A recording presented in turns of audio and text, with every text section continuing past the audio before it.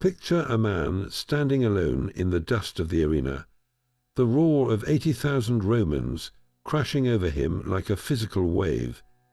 He is a slave, property, a man whose life is measured in blood and sand. Yet, in that moment, he makes a decision that will ripple across centuries. He chooses to fight not for the entertainment of the mob, but for something far more profound, his own humanity. This is where our story begins, but it is so much more than the tale of one gladiator. This is the true story of Spartacus, a rebellion born in the darkest depths of despair that would grow to challenge the very heart of the most powerful empire the world had ever known. We have all heard the name, seen the legendary films, but the reality is more gripping, more brutal, and more strategically brilliant than any fiction could ever convey. Forget the simplified Hollywood hero. The real Spartacus was a complex figure, a Thracian who had once fought alongside the Roman legions before being enslaved and forced into the brutal world of gladiatorial combat. His story is not just one of muscle and might, but of astonishing intellect and profound leadership. He wasn't just a fighter, he was a commander who forged a disciplined army from a desperate band of slaves, outmaneuvering some of Rome's finest generals time and again. Over the next 2 years, his rebellion would swell into a force that terrified the Senate, ravaged the Italian countryside, and came perilously close to altering the course of history itself. This was not a random uprising. It was a carefully orchestrated war for freedom fought with a sophistication that stunned the Romans. So how did he do it? What fueled this incredible defiance? And what were the real stakes of this desperate struggle? The answers lie buried beneath layers of myth and propaganda, waiting to be unearthed. This journey will take us from the stinking, subterranean barracks of the gladiator school in Capua to the sun-baked slopes of Mount Vesuvius, from secret councils of war to the final, tragic clash of arms. We will separate the man from the myth, exploring the cunning tactics, the fierce camaraderie, and the ultimate sacrifice of those who dared to say no to Rome. This is a story about the price of freedom and the unbreakable strength of the human spirit, a saga that echoes through the ages because it speaks to a fundamental truth. Even when all hope seems lost, the will to be free can summon unimaginable courage. To truly grasp the magnitude of what Spartacus achieved, we must first step back into the world that created him. The Roman Republic of the 1st century before the Common Era was a society of breathtaking contradictions. On the surface, it was the undisputed master of the Mediterranean, its legions unbeatable, its wealth unimaginable. But beneath that glittering facade, the foundations were rotting. This was an era defined by a chasm of inequality, so vast it's difficult to comprehend today. A tiny, ultra-rich elite controlled nearly all the land and power, while the vast majority of people lived in varying degrees of poverty and powerlessness. And at the very bottom of this pyramid, the engine that made the entire system run, were the slaves, not the household servants of popular imagination, but a massive, exploited underclass numbering in the millions. The institution of slavery was the dark heart of the Roman economy, and it was far more brutal than often portrayed. Conquest had flooded Italy with captives, turning human beings into a cheap and disposable commodity. The life of a slave was one of absolute legal non-existence. They were property, mere tools that could be worked to death, tortured, or killed on their master's whim with no legal recourse. But the most feared fate was not domestic service in the city. It was being sent to the vast agricultural estates, the latifundia, that stretched across the Italian countryside. These were not farms. They were slave-operated factories for producing grain, olives, and wine. Life here was a short, brutal sentence of endless labor under the watchful eyes of overseers, armed with whips. Slaves were often chained together at night in underground prisons called ergastula, living and dying without hope. It was from this desperate world, this crushing system designed to break the human spirit, that the first embers of rebellion would glow. The air in Italy was thick with a silent, simmering rage, a powder keg waiting for a single spark. And that spark would come from a most unexpected place, a gladiator school in the city of Capua. And that spark, that single point of ignition for the rebellion, was not a field or a mine, but a specialized prison designed to create the ultimate spectacle of violence, the gladiator school, or ludus, in Capua. To understand Spartacus and the 70 or so men who would follow him into immortality, we have to understand the bizarre and brutal world they inhabited. Gladiators were the rock stars of their day, their names chanted by adoring crowds, their faces recognizable across Italy. Yet this fame was built upon a foundation of utter degradation. They were both celebrities and slaves, living in a strange paradox where public adoration meant absolutely nothing in the face of their owner's absolute power. Life inside a ludus like the one in Capua was a carefully calibrated system of brutalization and reward, designed to break a man's spirit while forging his body into a lethal weapon. These were not just barracks. They were high-security prisons with high walls, barred windows, and guards constantly on watch. The men within were valuable property, trained at great expense. A skilled gladiator represented a significant investment, and owners wanted to protect their assets, but this value did not translate to kindness. The daily regime was relentless. Dawn would bring hours of intense, specialized training with weighted, blunted weapons against wooden posts or training partners. They practiced the precise, economical movements that would make them efficient killers in the arena, all under the critical eye of a Lannister, the owner and trainer who was part businessman, part drill sergeant. The social status of these men was a profound contradiction in the Roman mind. On one hand, they were infames, despised individuals legally shamed and stripped of honor. They were slaves who killed for entertainment, a profession that placed them at the very bottom of the social ladder. Yet, simultaneously, they were objects of public fascination and even desire. Their physiques were admired, their courage celebrated. They developed fan bases, and successful gladiators could even earn money from their victories, sometimes enough to buy their freedom. This created a strange duality. A man who was legally a non-person could become a household name, a symbol of martial virtue, while remaining completely powerless over his own life and death. This is the crucible that forged Spartacus. He was not a raw recruit. Our sources suggest he was a Thracian, likely from a tribe that had fought both with and against Rome. He may have even served as an auxiliary in the Roman army himself. This background is crucial. It means Spartacus arrived at the ludus with something most other slaves did not possess: military training and first-hand experience of how the Roman legions fought. He knew their formations, their tactics, their strengths, and most importantly, their weaknesses. While he trained to fight as a gladiator, a style focused on single combat and spectacle, his mind was that of a soldier and a tactician. He saw the school not just as a prison, but as a potential barracks. He looked at his fellow gladiators, men from Thrace, Gaul, and Germania, all hardened warriors from conquered peoples, and he saw the core of a future army. Within those oppressive walls, surrounded by the sounds of clashing steel and the ever-present threat of death, an idea began to take shape. It was an idea so audacious it seemed impossible, not just to escape, but to turn the tools of their oppression into the instruments of their liberation.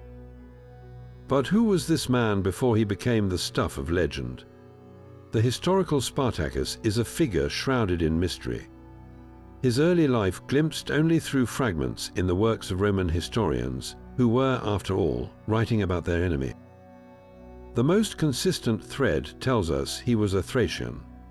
Thrace, a rugged and fiercely independent region north of Greece, was a land Rome had long struggled to pacify. Its people were renowned as formidable warriors, especially as light cavalry and skirmishers. More specifically, some sources suggest he belonged to the Mede tribe, a group known for their resistance to outside domination. This tribal background is not a minor detail. It speaks to a life shaped by constant struggle and a deep-seated culture of warfare and freedom. Crucially, it is believed that before his enslavement, Spartacus had served as an auxiliary soldier in the Roman legions. This experience would prove to be the single most important factor in the rebellion's initial success. Imagine what this meant. While other slaves came from farming or manual labor, Spartacus arrived at the gladiator school with a soldier's education. He had marched with the legions, understood their command structure, and knew their legendary discipline firsthand. He had seen how they built fortified camps every single night, no matter the circumstances. He knew the precise effectiveness of their short stabbing sword, the gladius, when used in a tight, shielded formation.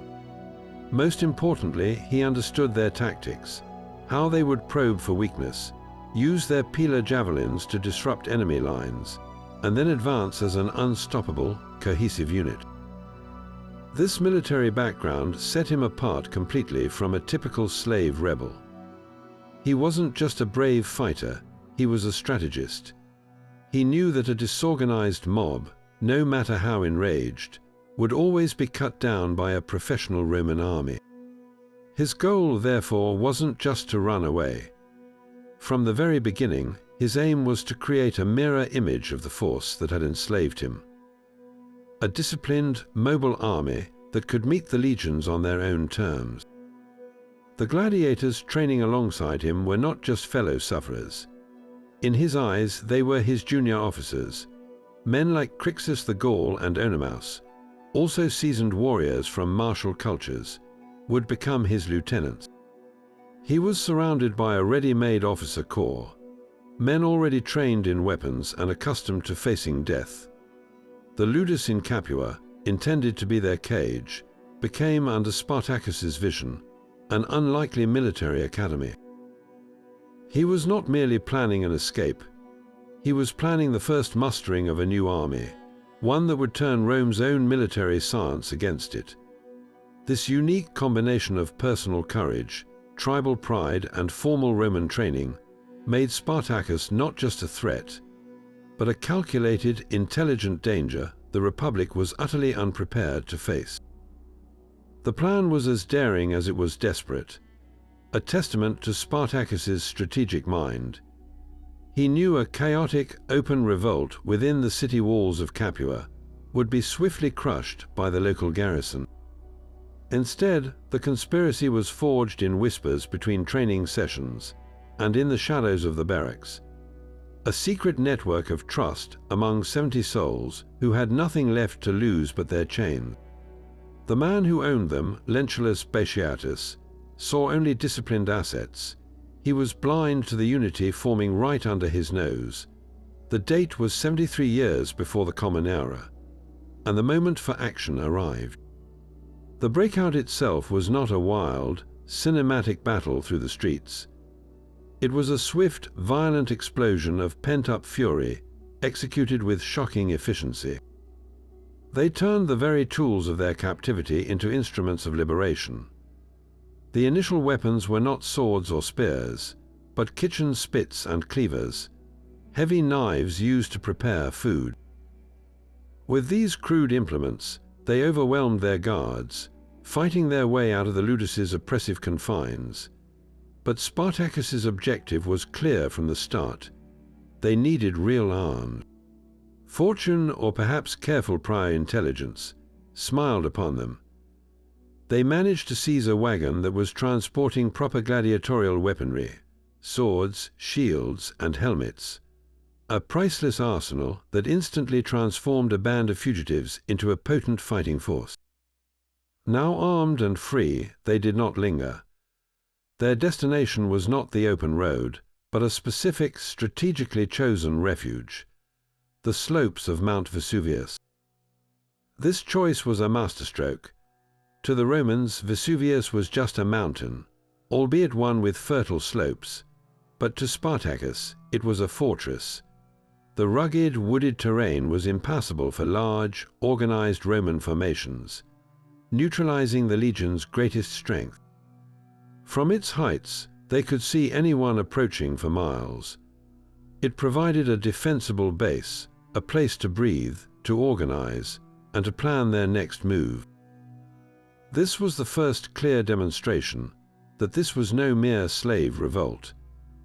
It was a military campaign being directed by a commander who thought like a Roman. The spark had been lit in Capua, but the fire of rebellion would be kindled on the volcanic slopes of Vesuvius, a signal blaze that would soon be seen all across Italy. Perched high on the slopes of Vesuvius, the initial feeling among the rebels must have been a dizzying mix of exhilaration and stark terror.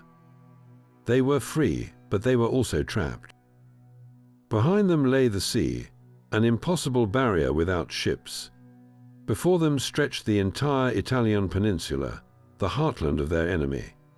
In these first critical days, every decision was a matter of life and death.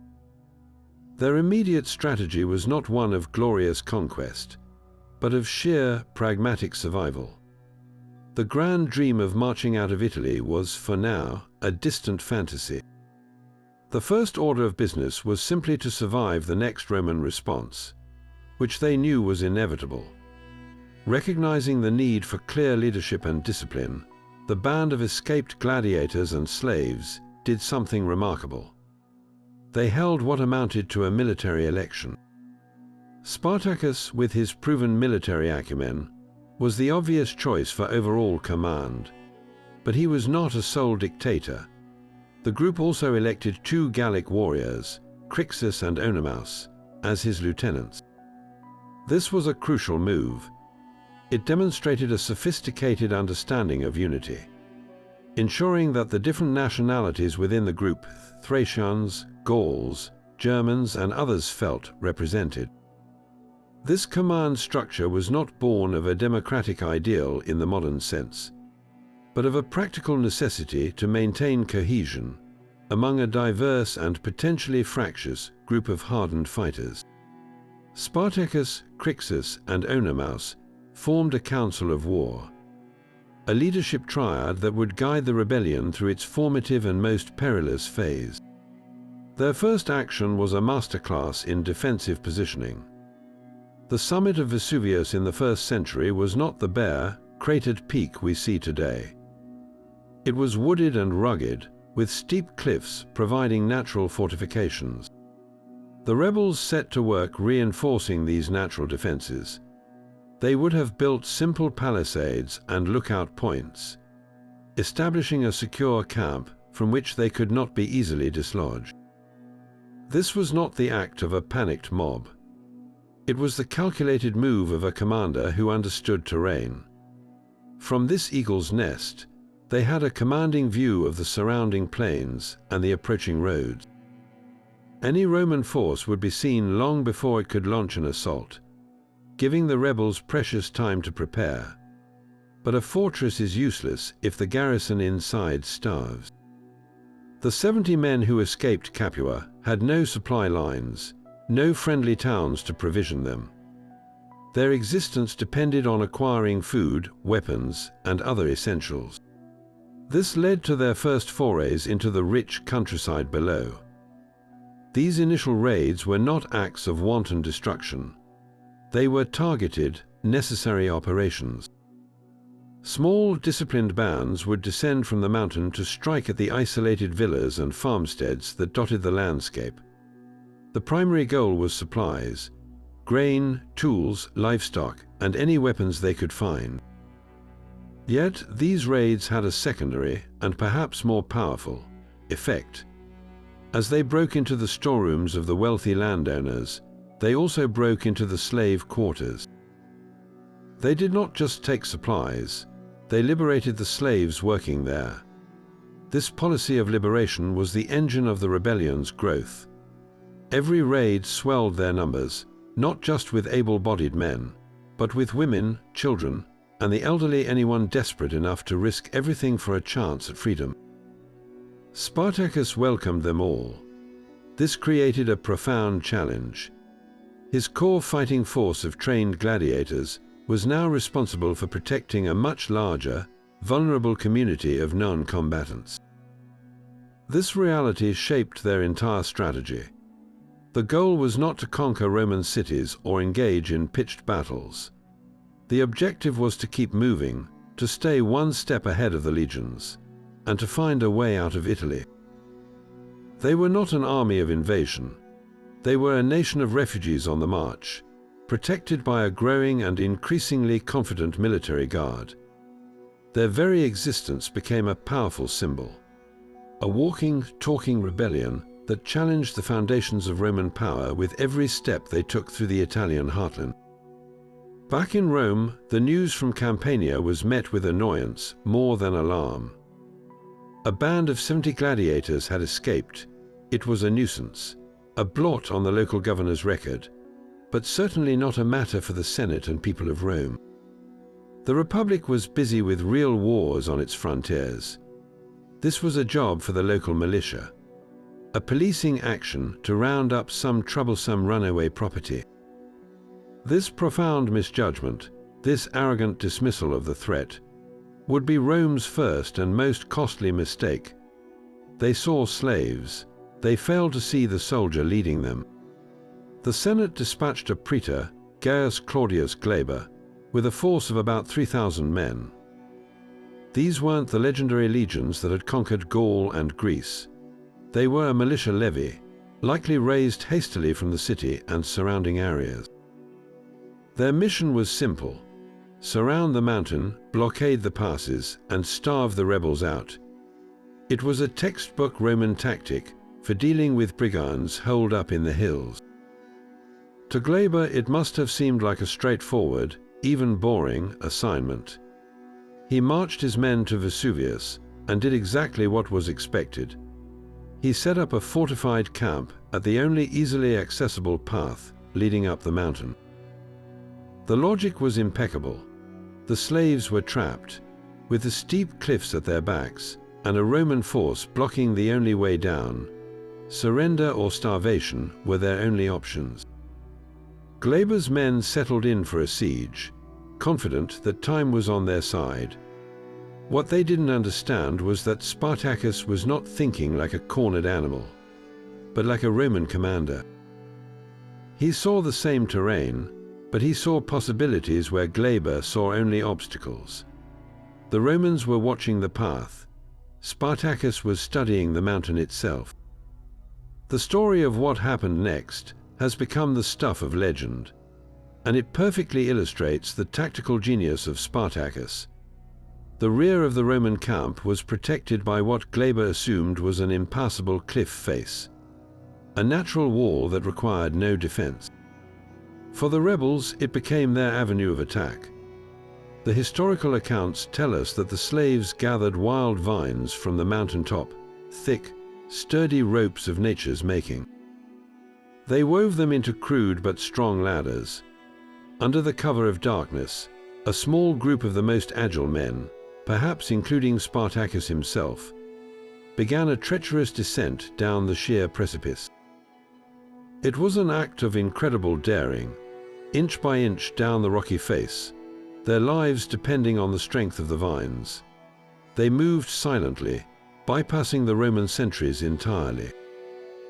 Once they had reached the bottom and assembled behind the unsuspecting Roman camp, the plan went into its final phase.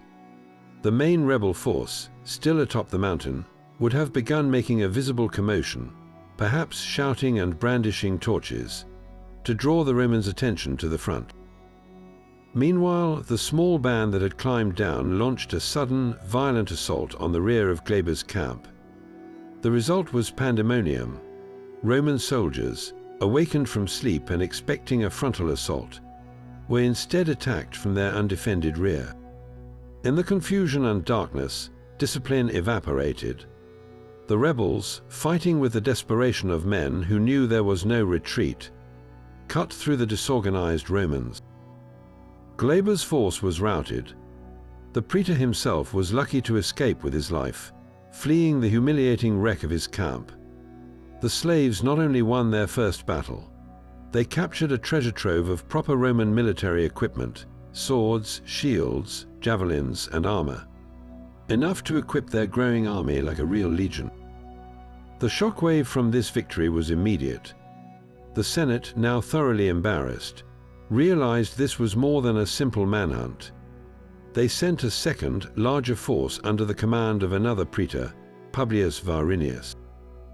Varinius approached the problem with more caution than Glaber, but he still suffered from the same fatal underestimation of his opponent. His campaign was a comedy of errors, plagued by disease and desertion among his own troops.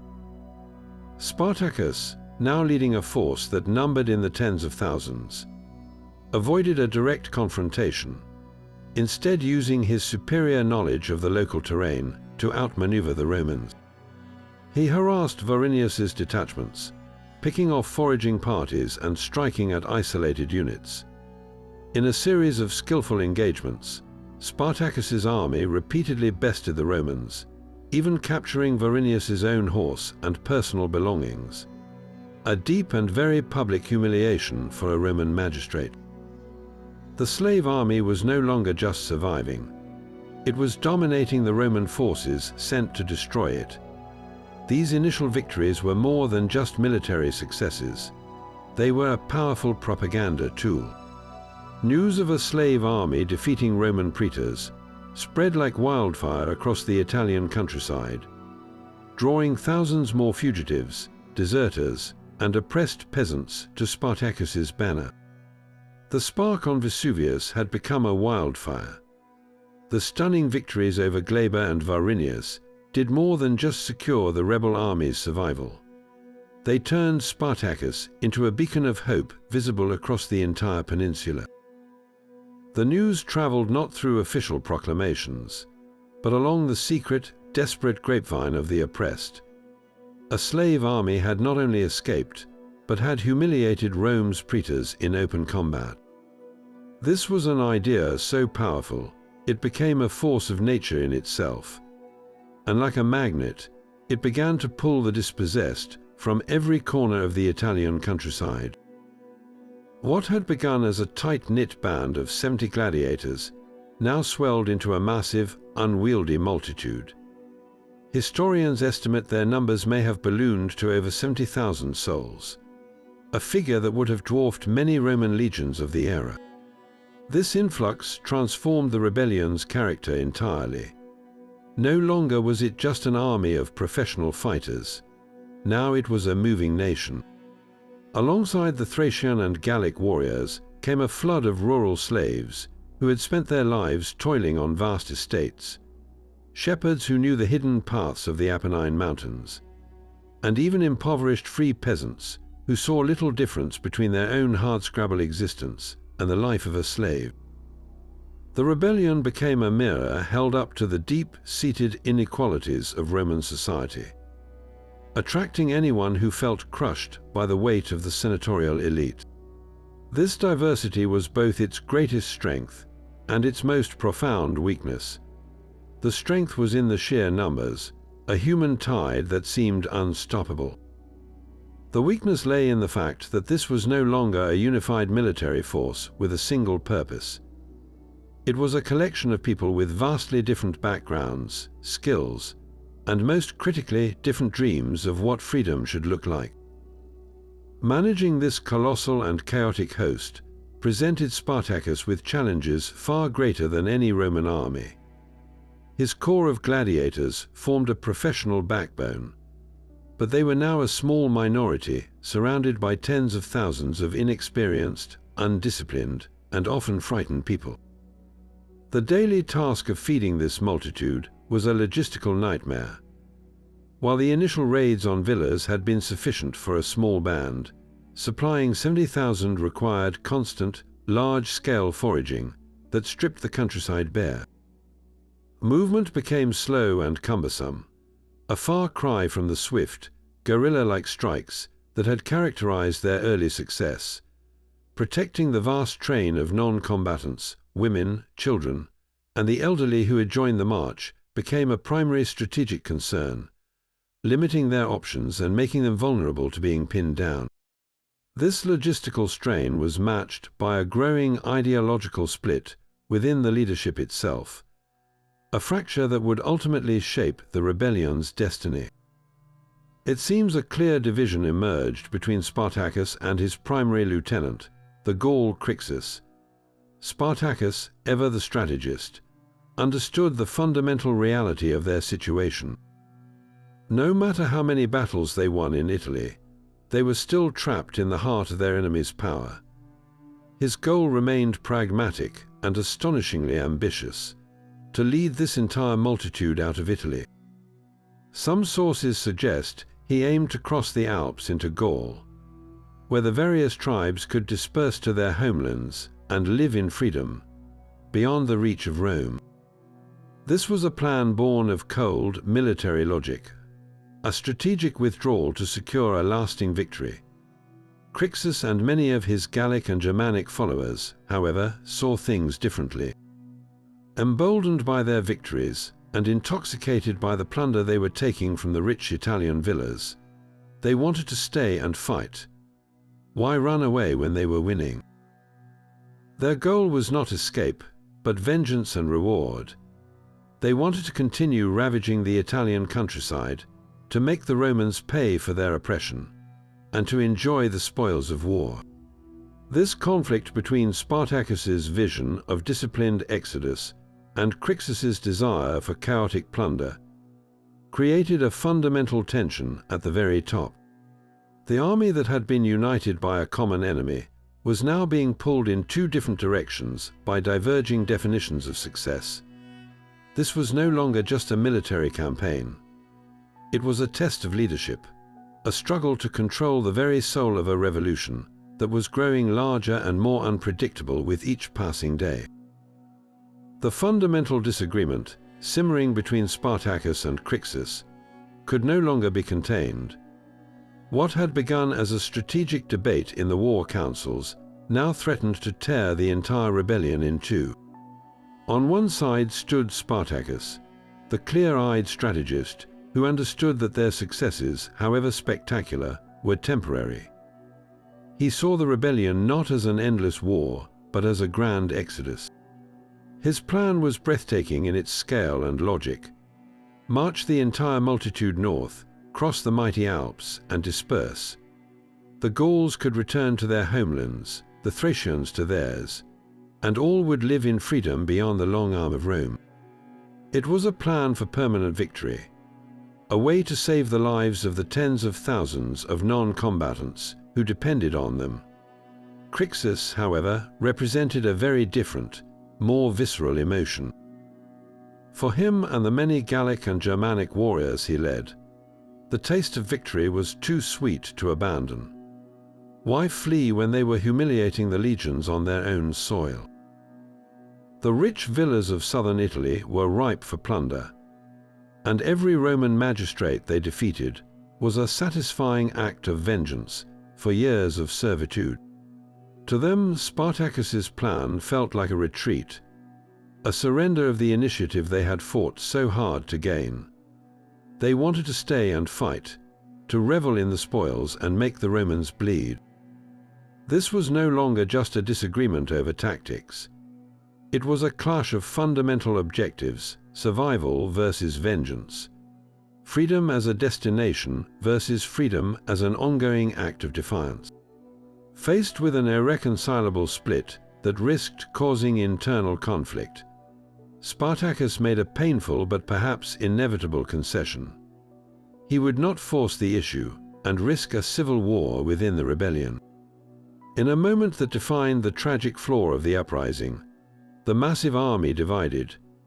Crixus took a significant portion of the forces, perhaps as many as 30,000, primarily Gauls and Germans hungry for plunder, and turned south. Their goal was to raid the wealthy region of Apulia, living off the land and continuing their war of attrition. Spartacus, with the remaining core of the army, including the vast majority of the non-combatants, and those who shared his long-term vision, continued the grueling march northward. This division was a catastrophic error from which the rebellion would never truly recover. It violated the most basic principle of their strength: unity against a far more powerful foe. By splitting their forces, they presented Rome with two smaller, more manageable targets instead of one overwhelming threat. The Senate, which had been in a state of panic, now saw an opportunity. They could deal with these rebellious slaves piecemeal. The forces of Crixus, detached from Spartacus's disciplined command and focused on plunder, became a roaming, disorganized horde. They were no longer an army with a strategic goal, but a collection of bands living for the moment. This lack of direction made them vulnerable. The Romans, learning from their previous humiliations, were no longer sending out unprepared praetors. They were mobilizing real legions, and the army of Crixus, reveling in its short-term victories, was walking directly into a carefully laid trap. The schism had not just weakened the rebellion. It had given Rome the opening it desperately needed to strike back with overwhelming force. The division of the rebel army was the very break the Roman Senate had been waiting for. For the better part of a year, they had watched in a mixture of disbelief and horror as a slave army, a force they considered beneath contempt, had routed praetor after praetor.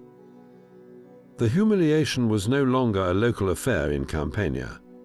It was a stain on the honor of the entire Republic, a direct challenge to its military prestige, and more importantly, to its social order. The very idea that property could rise up and defeat its owners threatened to unravel the fabric of a society built entirely on the backbone of slave labor. If Spartacus was not crushed, and crushed decisively, it would signal to millions of enslaved people across Italy and the entire Mediterranean that Rome was vulnerable. This was not just a military problem.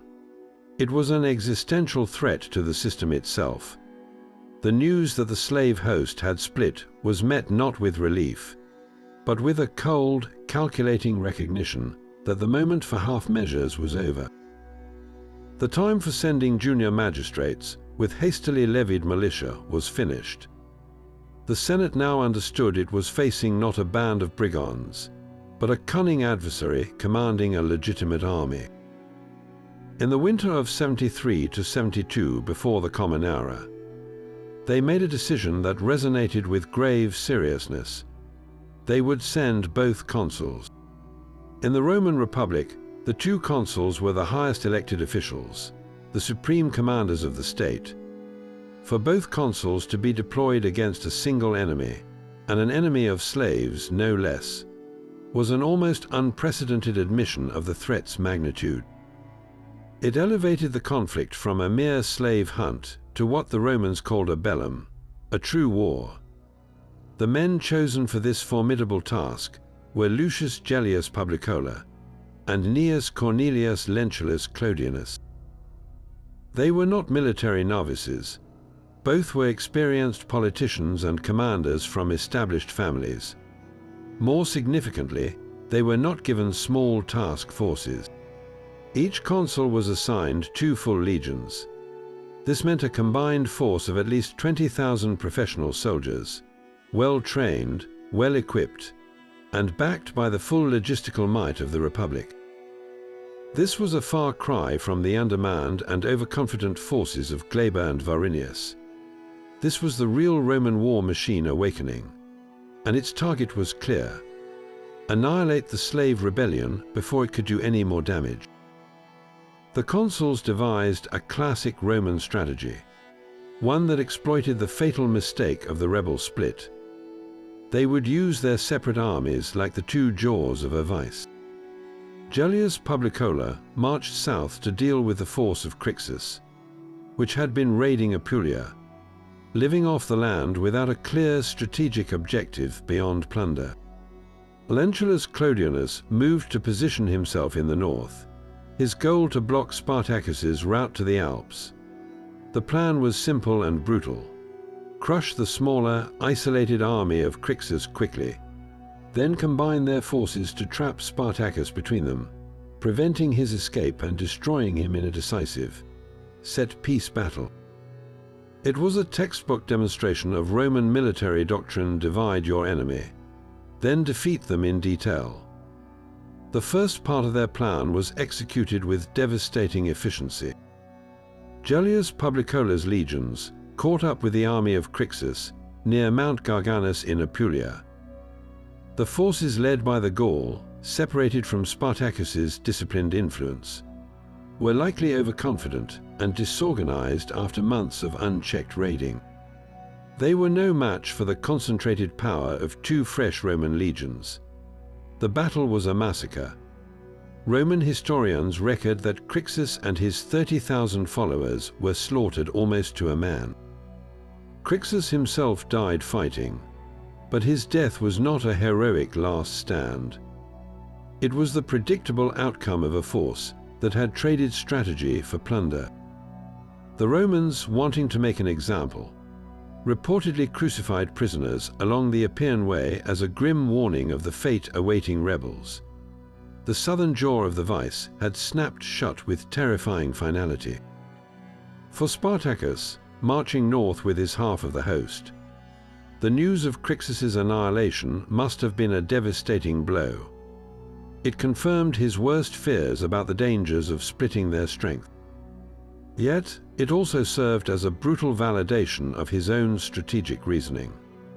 There was no future in Italy. The Republic would never stop sending armies until every last rebel was dead. His original plan to cross the Alps was now more urgent than ever, but the path was no longer clear. Lentulus Clodianus was already moving to cut him off. Spartacus now found himself in a deadly race, his massive column of fighters and families needing to outmaneuver a professional Roman army, determined to block his only route to freedom. The stakes had been raised to their highest point. The war for survival was now a desperate sprint against the closing walls of a Roman trap. The crushing defeat of Crixus and his 30,000 followers near Mount Garganus was a thunderclap that echoed across Italy, a grim signal that the rules of the conflict had changed forever. For the Roman consul Gellius Publicola, it was a straightforward, brutal victory. His legions, fresh, disciplined, and fueled by the rage of a humiliated republic, descended upon the Gallic contingent with overwhelming force. The battle was less a clash of armies and more a systematic annihilation. Crixus's forces, though fierce, had spent months raiding and plundering without the unifying strategic discipline of Spartacus. They were a rampaging horde, not a drilled army. And when they met the ordered ranks and relentless training of a real Roman legion, they were cut to pieces. Crixus himself died fighting, but his death was a footnote in a much larger tragedy, the end of a path that Spartacus had desperately warned against. When the news reached Spartacus, marching north with the main body of the rebellion, the emotional impact must have been profound. This was not just the loss of a lieutenant. It was the loss of a brother in arms, a man who had stood with him in the dark confines of the Ludus in Capua, and shared the desperate gamble of the initial escape. More than that, it was the chilling confirmation of his strategic fears. The rebellion's greatest strength had been its unity, and now that strength was shattered. The Romans, having eliminated the southern threat, would now turn their full, undivided attention to him. The path to the Alps, already fraught, was now guarded by the second consul, Lentulus, who was doubtlessly emboldened by his colleague's success and moving to intercept. Spartacus's response to this catastrophe was both deeply human and strategically brilliant. A masterful act of psychological warfare and political theater. According to the Roman historian Appian, Spartacus did something that would have sent a shiver of horrified recognition through every Roman citizen who heard about it. He captured 300 Roman soldiers and, in a stunning inversion of roles, forced them to fight as gladiators in a funeral games dedicated to the spirit of the fallen Crixus. Imagine the scene: a makeshift arena, perhaps a cleared field in the Italian countryside, surrounded by tens of thousands of former slaves. At the center, Roman legionaries, the very symbols of invincible power, were forced to pick up swords and kill each other for the entertainment of the crowd they had been sent to exterminate. This was not mere cruelty. It was a calculated symbolic act of immense power. Spartacus was holding up a mirror to Rome, forcing them to witness their own brutal entertainment from the other side.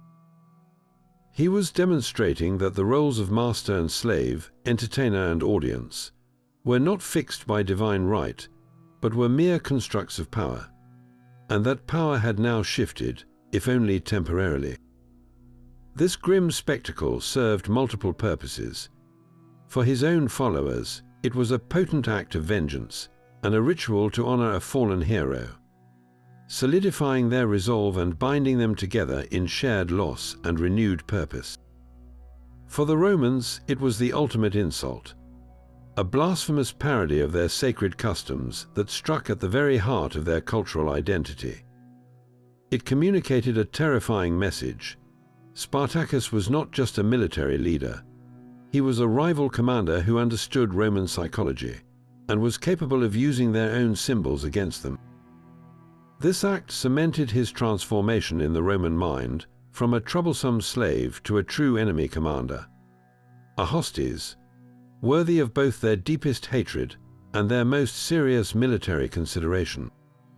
The death of Crixus had closed one chapter of the rebellion, but Spartacus's response opened another, far more dangerous one, setting the stage for a final desperate push toward the Alps with the full, vengeful weight of the Roman Republic now concentrated solely on him. With the full might of the Roman war machine now aimed squarely at him, Spartacus faced his greatest challenge. The consul Lentulus Clodianus had moved to block the northern passes, while Gellius Publicola, fresh from his victory over Crixus, was advancing from the south to crush him in a pincer movement. It was a classic Roman strategy, and on paper it should have been the end of the rebellion. But Spartacus was not fighting on paper. He was fighting on ground he had come to know intimately, and he understood his enemy's mind better than they understood his. What followed was not a desperate flight, but a stunning demonstration of tactical brilliance that cemented his reputation as one of history's great guerrilla commanders. Instead of allowing his massive, slow-moving column to be trapped, Spartacus made a bold decision. He would take the fight to the Romans, but on his own terms. He turned his army to face the threats separately, understanding that defeating each consul's army one at a time was his only chance. His first target was Lentulus, who was positioned to his north. The details of the battle are sparse, but the outcome was decisive.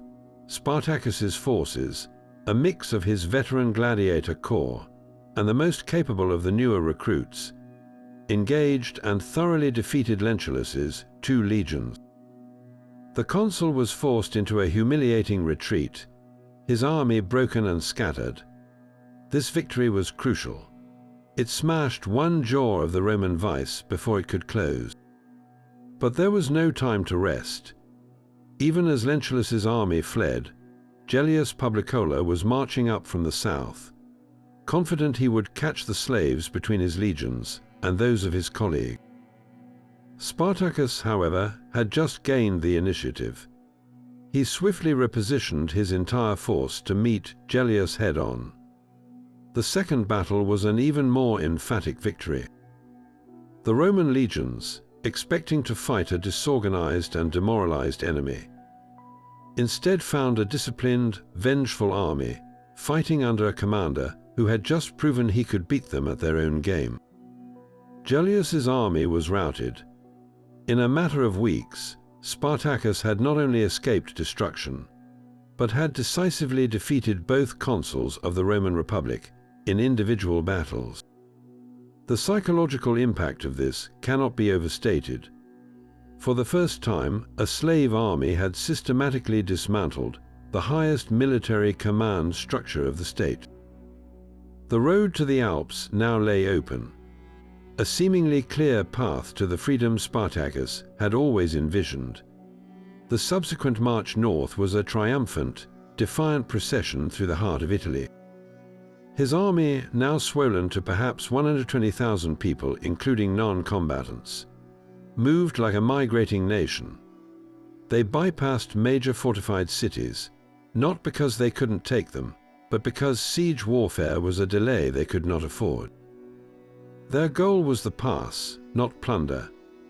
Yet their very presence was a devastating blow to Roman prestige.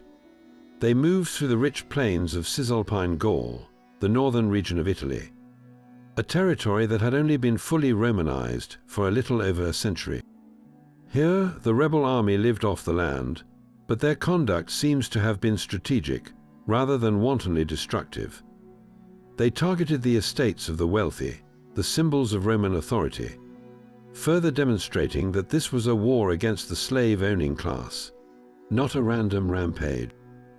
As they advanced, they were met not with resistance, but often with tacit support or terrified acquiescence from the local populations. Many of the Gauls in this region still remembered their own independence, and may have felt little loyalty to Rome. To them, Spartacus's army might have looked less like a slave revolt, and more like a liberation force. The rebel leader's brilliance was in his understanding of these political undercurrents. He was not just moving an army, he was navigating a complex social landscape, turning Roman strength, their vast, diverse, and recently conquered territory, into a weakness. Every mile they marched north was another mile of Italian soil that Rome no longer fully controlled. The rebellion had become a mobile, unstoppable fact, a state within a state, proving that the legions were not invincible and that the authority of the Senate had its limits. Spartacus stood at the head of this movement, on the cusp of achieving the impossible. The snow-capped peaks of the Alps were now visible on the horizon, the gateway to a world beyond Rome's reach. And so they stood at the threshold of freedom. After a year of unimaginable struggle, after defeating praetors and humiliating consuls, Spartacus and his sprawling host reached the foothills of the mighty Alps. The snow-capped peaks stretched before them, a natural barrier that marked the end of Italy and the beginning of lands where Roman law held little sway. For Spartacus, this was the culmination of his entire strategic vision. He had done the impossible. He had marched a slave army the entire length of the Italian peninsula and fought his way to an open door. All that remained was to walk through it. For the Gauls and Germans among his followers, the mountains represented a homecoming. For the Thracians, it was a path to a new life.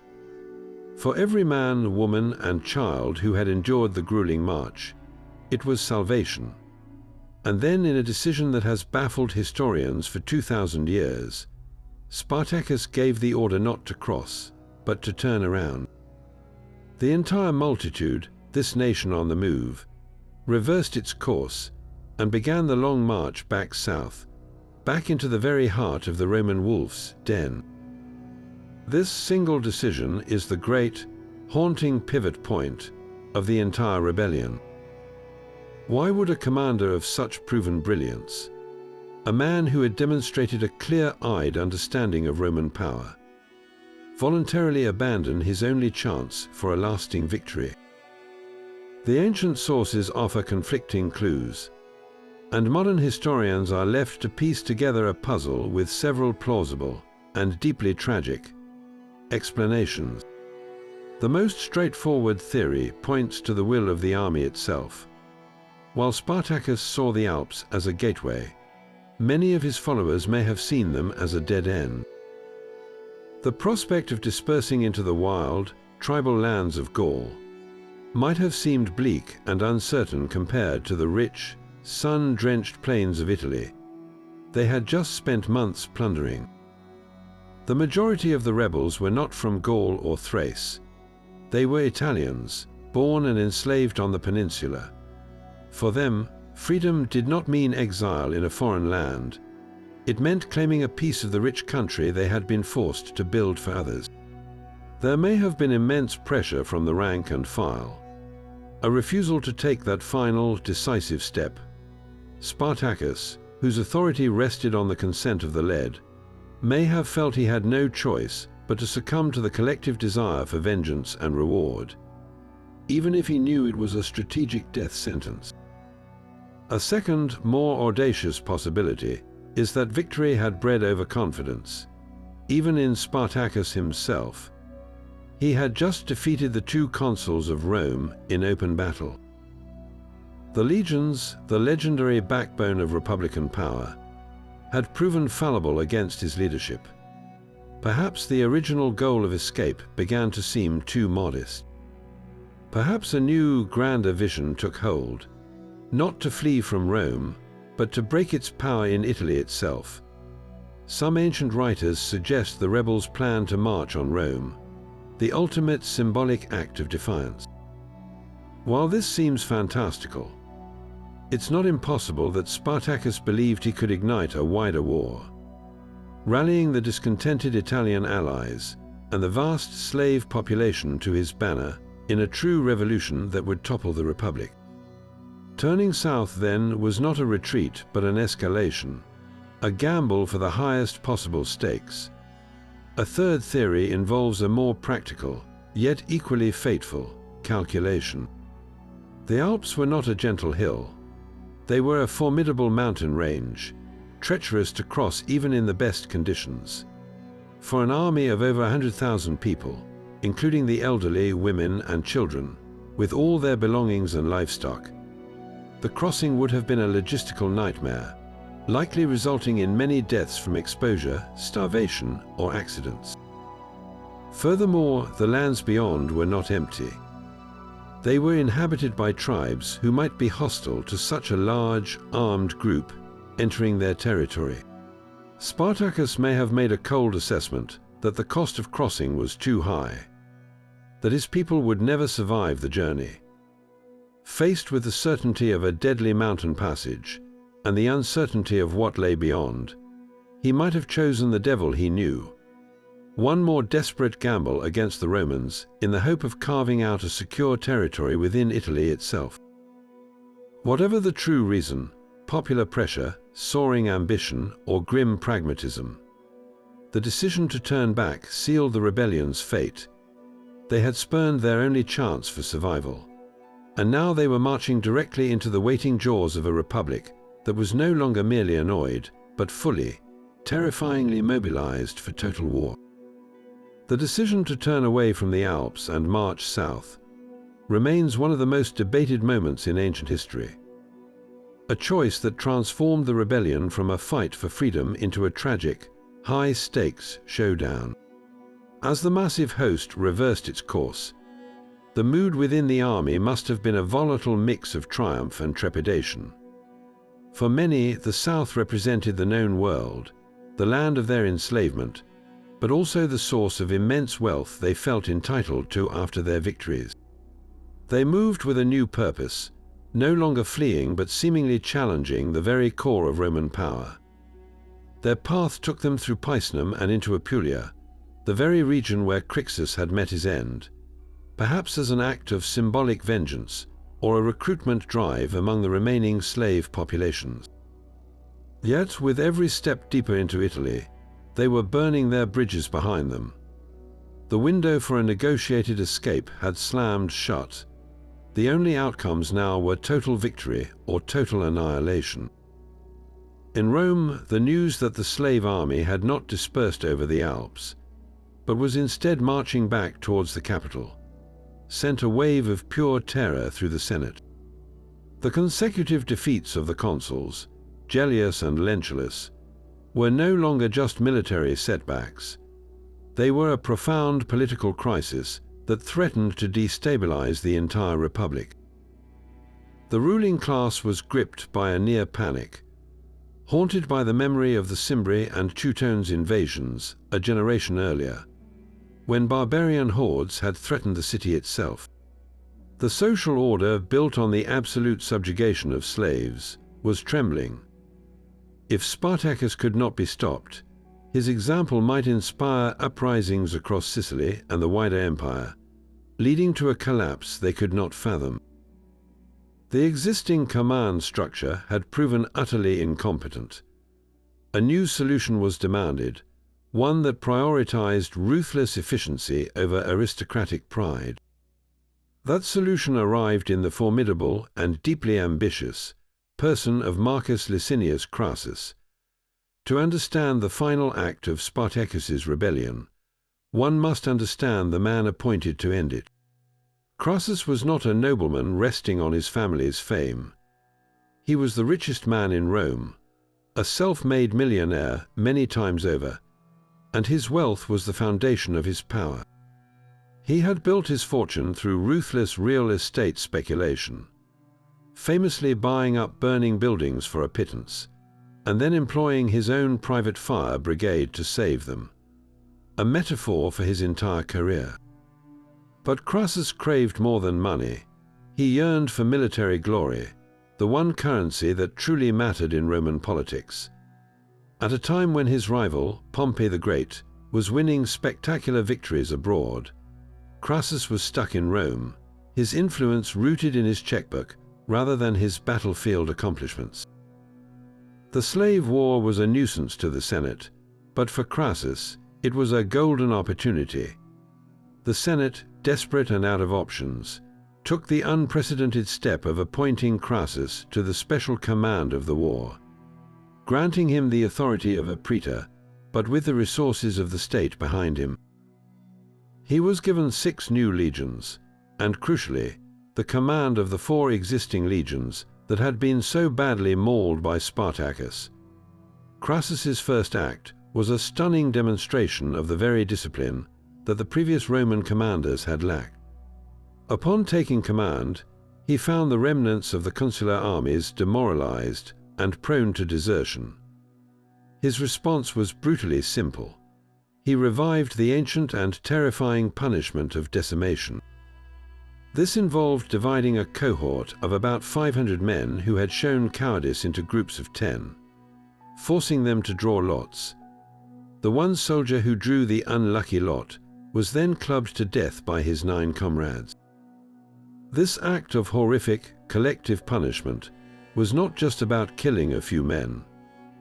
It was a psychological masterstroke designed to terrify an entire army into obedience. The message was clear. Fear of Crassus must become greater than their fear of Spartacus. With his army now gripped by a primal fear of failure, Crassus began his campaign with a methodical, patient strategy that stood in stark contrast to the headlong charges of his predecessors. He did not seek a single, glorious battle. Instead, he aimed to systematically constrict Spartacus's movements, leveraging his vast resources to build fortified lines across the Italian peninsula. His goal was to slowly box the rebel army in, cutting off their supplies and their ability to recruit, forcing them into a battle of attrition on his terms. While Spartacus's strength was his mobility and the morale of his followers, Crassus's was the limitless wealth and manpower of Rome. He could afford to wait, to build, and to strangle the rebellion slowly. The final confrontation was no longer a clash of armies. It was becoming a duel between 2 opposing forms of power. The inspirational leadership of a former gladiator against the cold, relentless machinery of the richest man in the world. And so Crassus, with his new command and his 6 fresh legions, faced a force that was not just demoralized, but dangerously close to mutiny. The soldiers who had fled from Spartacus had not only lost battles, they had lost the belief that they could win. Their courage was broken, and in the Roman military mind, a broken spirit was a disease that could infect an entire army, leading to certain destruction. Crassus understood that wealth could buy soldiers, but it could not buy the unshakable discipline required to defeat an enemy as motivated and cunning as Spartacus. He needed a remedy, something so shockingly brutal, so psychologically devastating, that it would cauterize the wound of fear and replace it with a far more potent emotion, a terror of their own commander. His solution was to reach back into the darkest chapters of Roman history and revive a punishment so extreme it had fallen out of use for generations. He would decimate his own troops.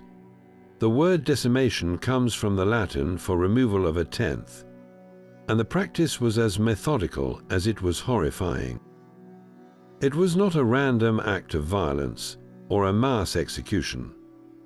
It was a cold, calculated ritual of collective punishment designed to make every single soldier complicit in the enforcement of discipline. The process began by identifying a unit that had shown cowardice, perhaps a cohort that had broken ranks and fled during an engagement with the rebels. This cohort, typically consisting of around 500 men, would be assembled before the entire army. Then the grim lottery would begin. The soldiers of the disgraced unit would be divided into groups of 10. Each group of 10 comrades, men who had trained together, eaten together and fought side by side, would then be forced to draw lots. The drawing was fate itself. 9 of the slips would be blank. 1 would bear a mark. The soldier who drew the marked lot had been chosen by chance to die, but his death was not to be carried out by an executioner. That would have been too impersonal, too clean. The true horror of decimation lay in the executioners. The 9 soldiers who drew the blank lots were ordered to club their chosen comrade to death with their own hands, using stones or heavy wooden staves. This was not a quick death. It was a prolonged, bloody, and intimate slaughter, forcing men to murder one of their own friends as the entire army looked on. The psychological impact is almost impossible to overstate. For the 9 who had to kill, they were branded for life with the trauma of having murdered a brother in arms under orders. For the thousands of witnesses, the message was seared into their minds. The price of cowardice was not just your own life, but the unimaginable burden you would place upon your closest companions. Discipline was no longer an abstract concept. It was a matter of life and brutal, shared death. Crassus's decision was not an act of sadistic rage. It was a masterstroke of military psychology. By making the punishment a matter of random chance, he eradicated the notion that only the directly guilty would suffer. Now, every soldier understood that the failure of any man in his unit could lead to his own horrific death, chosen by lottery and carried out by his friend. It forged a new kind of unit cohesion, one bound not by loyalty alone, but by a shared, desperate determination to never, ever be the unit that failed. Fear of the enemy was replaced by a far more immediate and terrifying fear of their commander's justice. After this brutal display, Crassus's army was transformed. Morale in the traditional sense may not have been high, but discipline was absolute. The legions now moved with a grim, fatalistic resolve. They would fight Spartacus not because they were brave, but because the consequences of not fighting were, quite literally, unthinkable. This restored army, hardened by terror, now began its methodical campaign to corner the slave general, setting the stage for a final confrontation that would be as much a battle of wills as a clash of swords. Trapped in the southern toe of Italy, with Crassus's legions methodically building fortifications to seal them in, Spartacus was faced with a strategic nightmare. The open road was gone, replaced by a tightening noose. Yet even in this desperate corner, his mind sought a way out. A move so audacious, it demonstrated his unwavering refusal to accept defeat. His gaze turned across the narrow Strait of Messina to the island of Sicily. This was not a random choice. Sicily held a powerful and painful history for Rome. It had been the scene of two massive slave wars in the preceding decades. Conflicts so severe they had required full-scale military campaigns to suppress. The memory of rebellion was still fresh in the minds of the island's enormous slave population, who toiled on vast agricultural estates, not unlike the latifundia of Italy. Spartacus's plan was brilliant: to cross the strait, land on Sicilian soil, and tap into that simmering discontent. He could reignite the fire of rebellion, transforming his own cornered army into the spark for a whole new uprising. In Sicily, with its rugged terrain and a populace already predisposed to revolt, he could carve out a free territory that would be infinitely more defensible than any position on the mainland. It was a long shot, but it was the only shot left that promised something more than a final, glorious stand. To execute this daring crossing, however, he needed ships. His army, for all its strength on land, had no navy. This logistical impossibility led him to seek an alliance with the one group in the Mediterranean who operated beyond Roman law and possessed the vessels he needed: the Cilician pirates. These were not the romanticized pirates of later fiction. They were a sophisticated and ruthless network of maritime raiders, slavers, and mercenaries who controlled the sea lanes. They were powerful enough to defy Rome and pragmatic enough to do business with anyone. Spartacus entered into negotiations, and a deal was struck. The pirates agreed to provide a fleet of ships to transport a significant portion of the rebel army across the strait. In return, Spartacus would have paid them a fortune in plunder. The wealth his army had accumulated from months of raiding the villas of southern Italy. For a fleeting moment, it must have seemed like salvation was at hand. The rebels gathered on the beaches of Calabria, watching the horizon for the sails that would carry them to a new hope. But the pirates never came, or more accurately, they came, took the payment, and then vanished back out to sea, leaving the rebel army stranded on the shore. The betrayal was absolute. Why did they do it? The reasons were likely a cold calculation of realpolitik. While the pirates were independent, they still had to operate in a world dominated by Rome. Betraying a band of slaves was a far safer business proposition than making a permanent enemy of the Roman Republic, which was now demonstrating its serious intent under the command of the formidable Crassus. The Romans may have even outbid Spartacus, offering the pirates a larger sum or threatening their future operations if they aided the rebellion.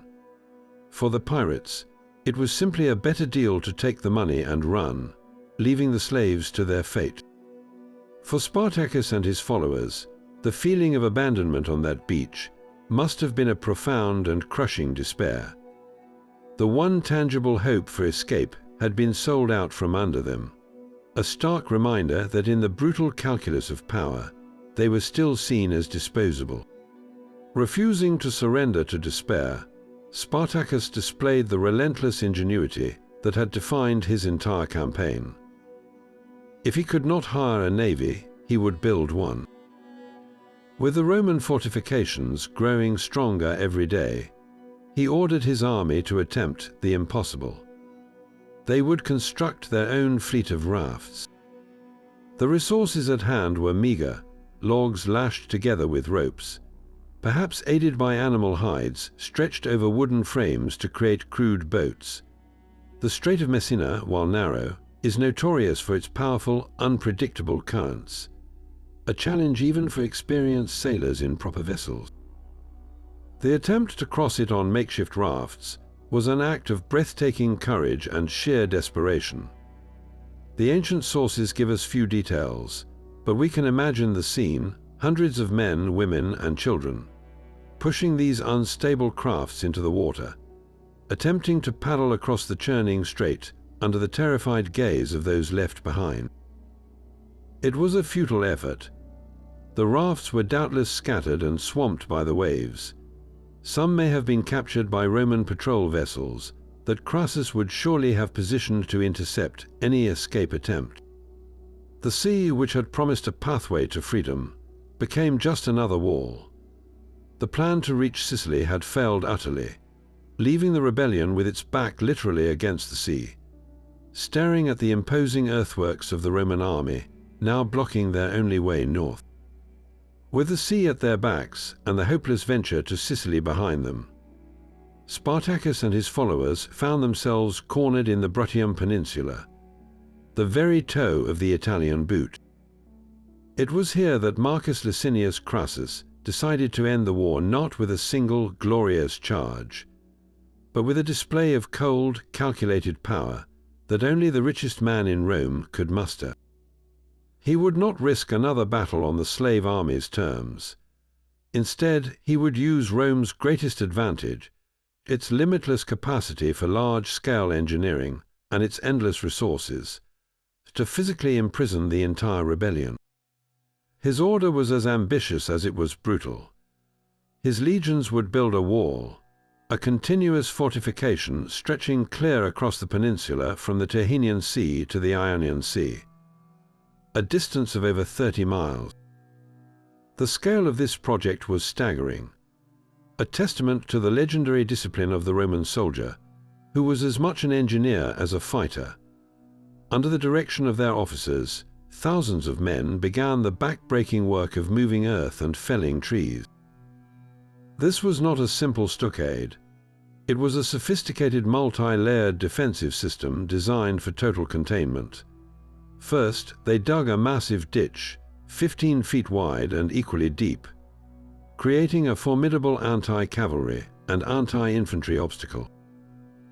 The earth excavated from this ditch was then piled high to form a towering rampart behind it.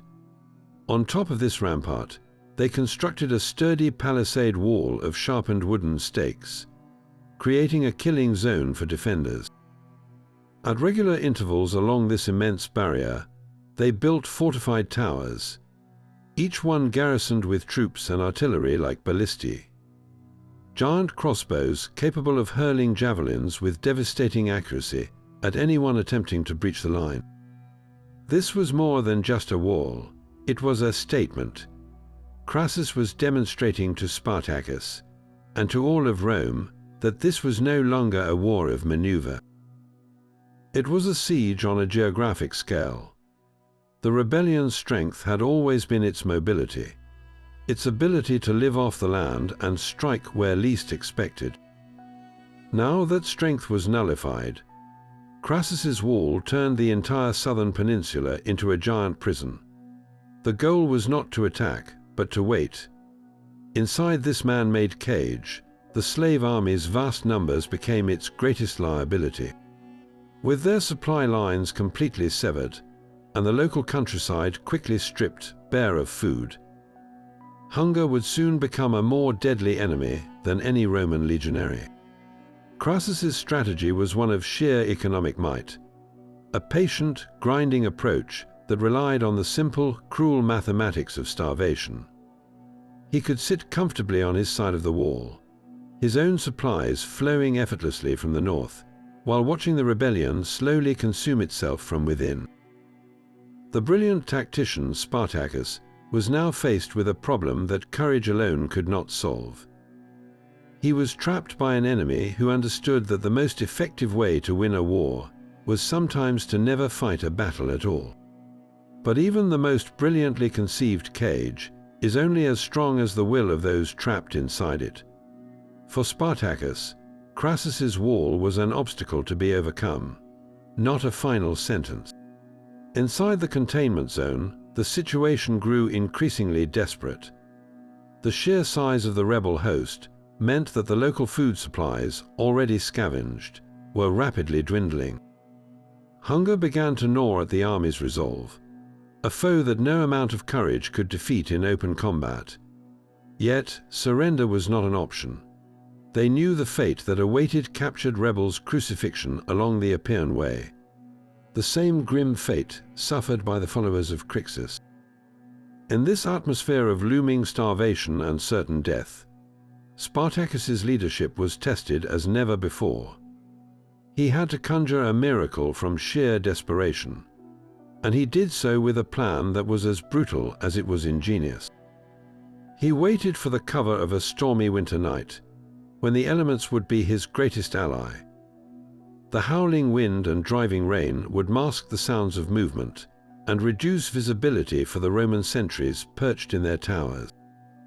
The plan required materials, and in their dire circumstances, everything became a potential tool. His men gathered earth, timber from dismantled structures, and any other debris they could find. But the most chilling component of the plan involved the bodies of Roman prisoners they had taken in previous skirmishes.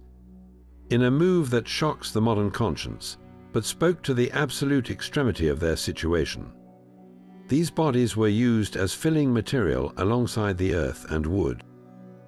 This was not an act of mere desecration. It was a stark, horrifyingly pragmatic calculation. The rebels had no heavy machinery, no engineering equipment. They needed to fill a section of the massive ditch quickly and create a stable enough foundation for thousands of people to cross under attack. The bodies in this grim context served as gruesome sandbags, providing bulk and structure to the makeshift causeway. Under the cloak of the tempest, a large force moved silently towards a predetermined section of the Roman fortifications. The work was frantic and dangerous, carried out in near total darkness and lashing rain. They hurled the earth, timber, and their macabre filling into the deep ditch, slowly building a rough bridge across the obstacle. The noise of the storm covered the sounds of their labor, and the poor visibility meant they could work dangerously close to a Roman tower without immediate detection. Once a sufficient path was created, the breakout began. It was not an orderly parade. It was a desperate, violent surge. A large portion of the rebel army, likely the fittest fighters, poured across the makeshift causeway and stormed the rampart on the other side. They overwhelmed the surprised garrison in that sector before an alarm could be effectively raised. In the chaos of the storm and the suddenness of the assault, Spartacus had achieved the impossible. He had broken out of Crassus's meticulously constructed prison. This escape was more than a tactical victory. It was a stunning psychological blow. It demonstrated that Roman engineering, no matter how imposing, could be defeated by human ingenuity and sheer force of will. For Crassus, who had invested so much prestige in this strategy of containment, it was a profound humiliation. The slave general had not only escaped, but had done so by turning the Romans' own dead against them, adding a layer of symbolic insult to the military setback. The breakout re-energized the rebel army, proving that their leader could still find a way to snatch hope from the jaws of certain destruction. However, this hard-won freedom came at a cost. The escape likely could not encompass the entire multitude. The most vulnerable, the sick, the elderly, and the very young, may have been left behind in the camp, facing an uncertain and likely terrible fate at the hands of the Romans once they discovered the breach. Spartacus's decision was a tragic choice, saving the fighting core of the rebellion at a heartbreaking human cost. Now free from the immediate trap, the rebels found themselves in a race against time once more, with a vengeful and deeply embarrassed Crassus now more determined than ever to bring this war to a final, decisive end. The hard-won escape from Crassus's formidable wall should have been a moment that reunited the rebellion, a shared trial forging an even stronger bond. Instead, the very air of freedom seemed to crack under the weight of the choices now before them. The breakout had been a masterpiece of desperation, but it solved nothing in the long term. They were still trapped in southern Italy, with Crassus's main army now enraged and in close pursuit. The old arguments, the fundamental disagreements that had led to the fatal split with Crixus, resurfaced with a vengeance. Only this time the stakes were even higher, and the leadership was different. In the place of Crixus stood two new commanders, Gauls named Castus and Gannicus. They commanded a significant portion of the army, primarily composed of their fellow Gauls and Germans. These warriors had followed Spartacus through incredible hardships, but the recent ordeal, the betrayal by the pirates, the failed raft building, the grim breakout, had eroded their faith in his grand strategy. For Castus and Gannicus, the goal was no longer some distant, uncertain freedom beyond the Alps or across the sea. Their vision was rooted in the here and now. They were tired of running, tired of starving, and tired of fighting for a future that seemed perpetually out of reach. The rich Italian countryside was still there for the taking, and the desire for plunder and immediate, tangible victory burned brighter than ever. Why continue this endless march when they could live like kings, if only for a short while on the spoils of war? Spartacus, on the other hand, remained steadfast. The recent defeats and betrayals had not broken his strategic mind. They had hardened his resolve. He knew that stopping to plunder now would be suicide. Crassus was not like the previous Roman commanders. He was methodical, well supplied, and utterly ruthless.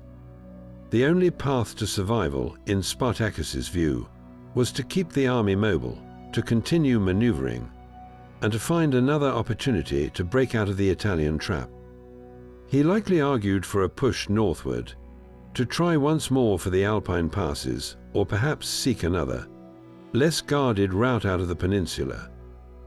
It was a clash of immediate gratification against long-term survival, of vengeance against pragmatism. The tension between these two irreconcilable paths became unbearable. Just as before, the fear of internal conflict and the sheer force of the disagreement led to another catastrophic division. Castus and Gannicus, with their large contingent of perhaps 35,000 fighters, formally broke away from Spartacus's main force. They set up their own separate camp, a clear declaration of independence and a rejection of Spartacus's authority. This was not a mere disagreement in a war council. It was a physical schism, a visible tearing of the rebellion's fabric. The unity that had been their greatest shield was shattered for a second and final time. For Marcus Licinius Crassus, watching from a distance, this was the moment he had been waiting for. The slave army had handed him a gift beyond measure. His strategy of containment had failed to starve them out, but it had succeeded in exacerbating their internal divisions. Now he could apply the core Roman principle of divide and conquer. He did not hesitate. While Spartacus's force was somewhere else, maneuvering and trying to stay one step ahead, Crassus turned his full, vengeful attention to the separated camp of Castus and Gannicus. The Gauls and Germans, confident in their numbers, and perhaps celebrating their newfound independence with plundered wine and food, were caught completely off guard. They had assumed they were safe in their own strength, but they had made a fatal error. They had stopped moving. By establishing a stationary camp, they had surrendered their mobility, the one advantage that had consistently baffled the Romans. Crassus surrounded them with his legions, their discipline restored by the memory of decimation. The battle was not a glorious last stand, it was a systematic slaughter. The rebels, likely disorganized and unprepared for a coordinated assault by a full Roman army, were cut down. The ancient sources record a devastating defeat. Castus and Gannicus and tens of thousands of their followers were killed. The Romans, following their standard practice for rebellious slaves, would have taken few prisoners, and those they did capture would have been reserved for crucifixion. The annihilation of this separated force was a death blow to the rebellion's prospects. In one swift, brutal engagement, Crassus had eliminated nearly half of Spartacus's fighting strength. The news would have reached Spartacus like a physical blow, a grim echo of the fate that had befallen Crixus. It was the final, tragic proof that his original strategic fears had been correct. Alone, no part of the slave army could withstand the concentrated power of Rome. The rebellion, which had once marched as a nation, was now reduced to its core, surrounded by enemies and with the shadow of the cross lengthening across its path. The final act was approaching, and the stage was set for a confrontation that would decide the fate of every soul who had dared to dream of freedom. Even as Crassus savored his victory over the forces of Castus and Gannicus, a new and far more personal threat was rapidly approaching from the horizon, one that had little to do with Spartacus and everything to do with the vicious politics of Rome. A messenger arrived in his camp with news that sent a chill through the wealthy commander.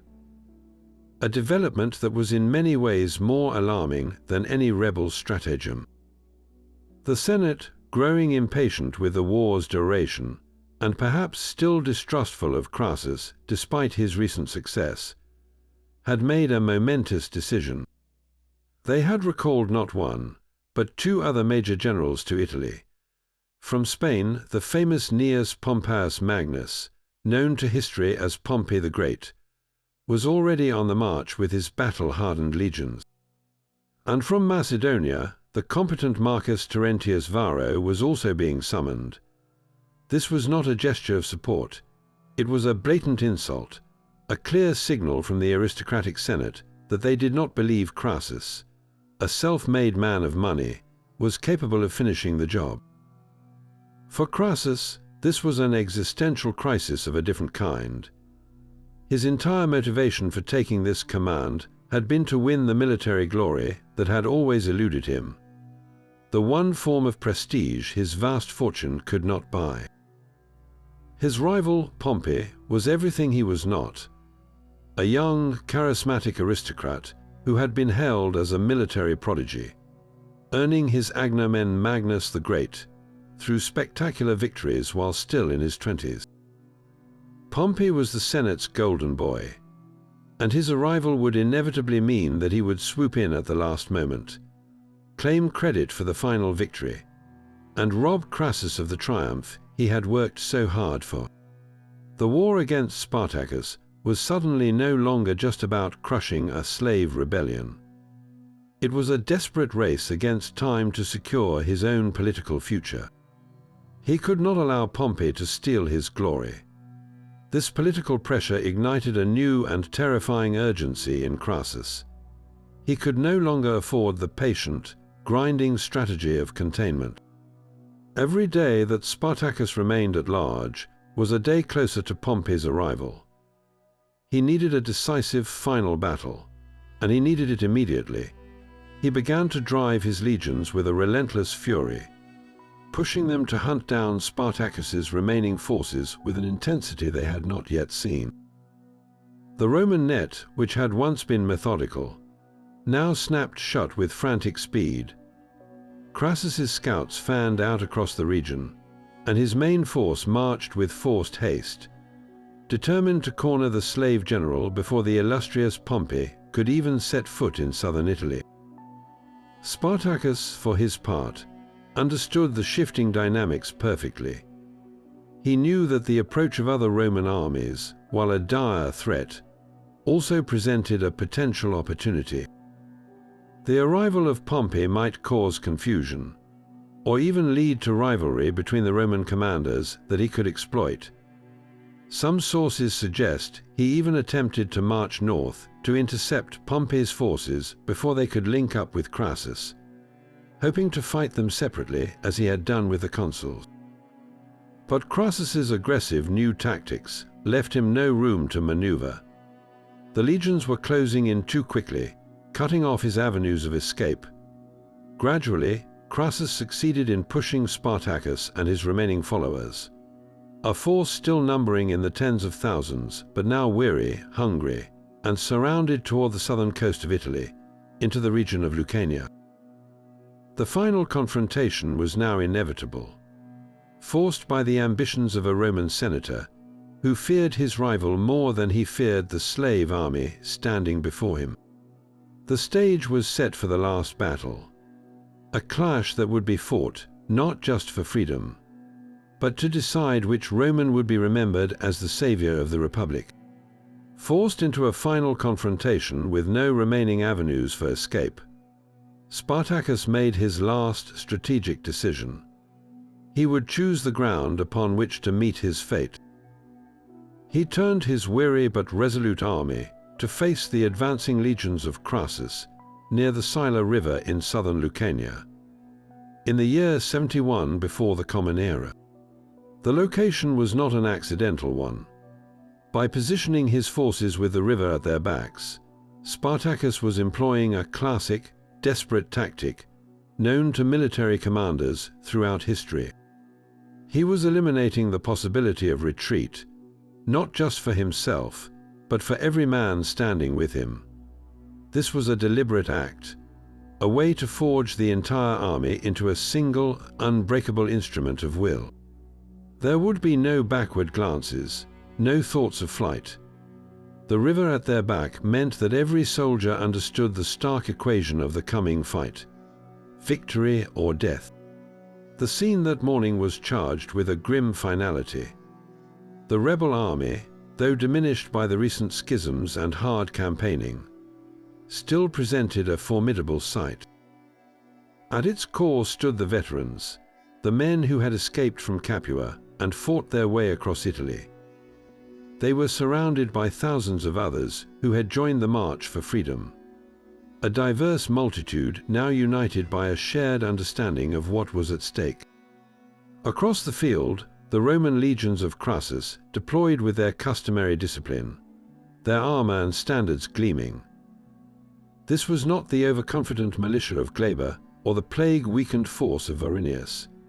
This was a professional army, hardened by recent victories and terrified into absolute obedience by the memory of decimation. The air would have been thick with the sound of clanking armor, the shouts of centurions positioning their men, and the tense, silent prayers of tens of thousands of souls. It was in this pregnant moment, with the two armies staring each other down, that one of the most powerful and enduring legends of the entire rebellion was born. The Roman historian Appian records that Spartacus, before the battle commenced, called for his horse to be brought to him. This was a commander's mount, a symbol of his status and his ability to survey the battlefield and direct his troops. But in a gesture of breathtaking symbolism, Spartacus drew his sword and killed the animal before the eyes of his entire army. His reported words were as clear and sharp as the blade itself. He declared that if he were victorious, he would have his pick of the fine horses of the routed Romans. But if he were defeated, he would have no need for a horse at all. This act was far more than a simple piece of theater. It was a profound statement of solidarity and a final, powerful piece of leadership. By killing his horse, Spartacus was physically demonstrating that he would stand and fight on foot, shoulder to shoulder with the lowest soldier in his ranks. He was renouncing any privilege of command that might allow him a quicker escape than his men. He was sharing their fate utterly and completely. This gesture would have electrified his followers, burning away any last traces of fear and replacing it with a transcendent resolve. They were not dying for a commander who might abandon them. They were dying with him for a cause they all shared. In that one act, Spartacus cemented the bond that had held his rebellion together through 2 impossible years, the bond of shared sacrifice. The stage was set not for a battle, but for an immortal sacrifice. And as the Roman trumpets sounded the advance, the final, tragic act of the war for freedom began. The roar that erupted as the two armies collided must have been deafening. A visceral explosion of sound that swallowed the commands of officers and the cries of the wounded. The initial clash was not a tidy exchange of volleys, but a brutal close-quarters melee where survival was measured in seconds. The rebel line, forged in desperation and inspired by their leader's ultimate sacrifice, met the Roman advance with a fury that stunned the seasoned legionaries. For a time, the discipline of the legions was tested against the raw, unrestrained passion of men and women who knew there was no tomorrow. They fought not as soldiers following orders, but as individuals fighting for the last shred of their humanity. And in that chaotic surge, they held their own. But the Roman war machine was built for this very purpose: to absorb shock and then relentlessly grind down its opponent. The rebels' initial fury could not be sustained forever against the iron discipline and rotating front lines of Crassus's legions. Slowly, inexorably, the weight of Roman numbers and training began to tell, and the rebel formation started to buckle and fray at the edges. In the heart of this swirling chaos, Spartacus became a singular force of nature. Abandoning any attempt at overall command, which was likely impossible in the tumult, he turned himself into a living weapon, a focal point of defiance. His goal was clear and audacious: to cut the head from the snake. He fought with a terrifying focus, carving a path directly towards the command position of Marcus Licinius Crassus, who would have been observing the battle from a protected elevation surrounded by his elite bodyguard. To reach him, Spartacus had to penetrate deep into the Roman lines, a feat of almost mythical prowess. The Roman historians, even in their disdain for a slave rebel, could not ignore his martial skill. They recorded that he personally cut down 2 centurions experienced, hardened officers clad in distinctive armor, who attempted to block his path. Each centurion represented the loss of a century of men, a significant blow to the Roman morale, and a testament to the Thracians' strength and skill. For a few breathless moments, it must have seemed to the watching rebels that their leader might actually achieve the impossible, that he might single-handedly reverse the tide of the battle by striking down the Roman commander. But the path to Crassus was a bridge too far. The very depth of his charge into the Roman ranks became his undoing. With centurions falling before him, the Roman soldiers surrounding him recognized the unique threat and closed in, forming an impenetrable wall of shields and swords. Spartacus found himself isolated, cut off from his own men. He was no longer a general but a cornered warrior. The final moments were not a duel with a worthy foe, but a grim, collective execution. Refusing to yield or be taken alive for a crucifixion, he fought on until he was simply overwhelmed. The historical accounts state that he fell under a hail of blows, his body pierced by countless wounds. He died as he had lived for the past 2 years, fighting on his feet, facing the full might of Rome. In the grim aftermath of the battle, as the Romans methodically dispatched the wounded and rounded up prisoners, a strange and significant silence fell over the field regarding the rebel leader. His body was never officially identified. In the carnage of a battle involving tens of thousands, amidst the piles of dead and the blood-soaked ground, the specific corpse of Spartacus was lost. The Romans may have searched, eager to produce his body as definitive proof of their victory, to parade it as a trophy and crush the legend once and for all. But they failed. This failure was perhaps the final, most poignant victory for the man himself. By vanishing physically, he became immortal symbolically.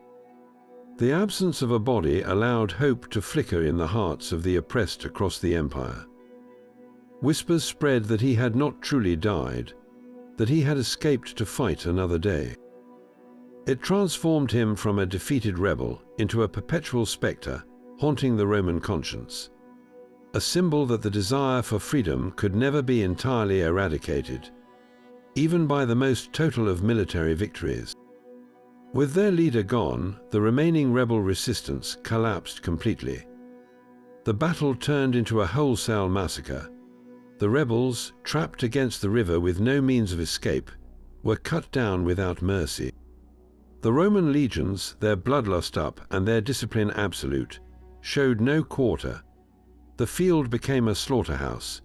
The ancient sources, though their numbers are often exaggerated, suggest that tens of thousands of rebels were killed that day, their bodies littering the plain of the Sila River. The few who managed to break through the Roman lines were hunted down by cavalry patrols. It was not a defeat, it was an annihilation, a deliberate act of terror designed to send an unmistakable message to every slave in Italy. The dream of freedom that had marched for 2 years and shaken the Republic to its core was extinguished in a single brutal afternoon. Its final moments a testament to both the incredible courage of the rebels and the overwhelming, ruthless power of the state that crushed them. The victory on the field at the Sila River was absolute, but for Marcus Licinius Crassus, the battle was not yet over. The annihilation of the rebel army was merely the prerequisite for the true objective, the delivery of a message so terrifying, so brutally final, that it would echo through the generations and sear itself into the consciousness of every enslaved person across the Republic. His vengeance was not satisfied by the corpses littering the battlefield. It required a spectacle of prolonged, public suffering. To that end, he gave an order that would become one of the most infamous acts of Roman history. The prisoners taken in the aftermath of the battle, some 6,000 men, were to be crucified. But this would not be a hidden execution in a quarry or a quick death outside a city wall. Crassus designed his punishment as a gruesome highway of death, a 130-mile-long testament to Roman power. He lined the entire length of the Appian Way, from Capua to the gates of Rome itself, with 6,000 crosses. Imagine the scene for a traveler on that road. It was not a swift spectacle to be passed in an hour, but a journey through a landscape of agony that would take days. For mile after mile, the stark wooden crosses stood, each one bearing a dying man. These were not anonymous figures. They were the survivors of Spartacus's army, the ones who had fought for their freedom and lost. The smell of death would have hung thick in the air for weeks, a sickening perfume of sweat, blood, and decay. The silence would have been broken only by the moans of the crucified and the flutter of carrion birds. This was psychological warfare on a grand scale, a deliberate, calculated act of terror aimed at the millions of slaves whose labor built the Republic. The message was unmistakable and simple. This is the price of defiance. Your bodies are not your own, even in death. Every person who walked, rode, or was carried in a litter down that road, from the lowest peasant to the highest senator, was forced to confront the brutal reality of the system they upheld. Crassus was not just punishing rebels. He was performing a ritual of power, reinforcing the social order by graphically demonstrating what happened to those who dared to challenge it. Yet, even as his grim monument was being erected, a political storm was brewing that would rob Crassus of the pure, unadulterated glory he craved. While he had been meticulously planning his final campaign and overseeing the gruesome cleanup, his great rival, Gnaeus Pompeius Magnus Pompey the Great, was hurrying back to Italy from Spain. Pompey, who had been fighting a legitimate war against a Roman enemy, the rebel Sertorius, arrived just as the last embers of the slave revolt were being stamped out. With an unerring instinct for public relations, Pompey swept down upon the few scattered bands of rebels who had managed to flee the main battle, groups numbering perhaps 5,000 souls. These were desperate, disorganized survivors, not a fighting force. Pompey's legions easily overwhelmed them, and in a masterstroke of political theatre, he immediately sent a dispatch to the Senate. In his letter, he famously claimed that while Crassus had certainly defeated the slaves in open battle, it was he, Pompey, who had finally extinguished the fire of the war by uprooting the last remnants of the rebellion. This was more than just a boast. It was a profound and public insult that cut Crassus to the core. In the Roman value system, the general who actually won the climactic battle deserved the full triumph. By claiming credit for ending the war, Pompey was subtly diminishing Crassus's achievement, framing him as the workman who did the heavy lifting while presenting himself as the master finisher, who brought everything to a tidy close. The Roman populace, eager for a clean narrative and always enamored with the aristocratic Pompey, largely bought this version of events. The bitter rivalry that erupted from this moment was not merely a personal feud between two proud men. It would fundamentally reshape Roman politics for the next 2 decades. Their mutual hatred and thirst for supremacy forced them into an unstable, world-altering partnership. Just a few years later, in 60 before the Common Era, Crassus and Pompey, along with the young Julius Caesar, would form the secret political alliance known as the First Triumvirate. This union, born not from friendship, but from a need to check each other's power, effectively ended the Roman Republic and set the stage for the imperial era. In a tragic and ironic twist, the Spartacus rebellion, a struggle for freedom from below, indirectly led to the consolidation of power at the very top, paving the way for the autocratic rule of the emperors. The final brutal suppression of the Spartacus rebellion did not bring the sense of security Rome might have expected. Instead, a deep and pervasive anxiety settled over the Republic, a fear that proved far more enduring than the rebellion itself. For the Roman elite, the terrifying lesson was clear. The foundation of their entire society, built upon the backs of millions of enslaved people, was fundamentally unstable. The nightmare that had begun with 70 gladiators in Capua had grown into an army that marched the length of Italy, humiliated consuls, and threatened the very gates of Rome. This was not an external invasion from a foreign power. It was a revolt from within, a cancer that had erupted from the body of the Republic itself.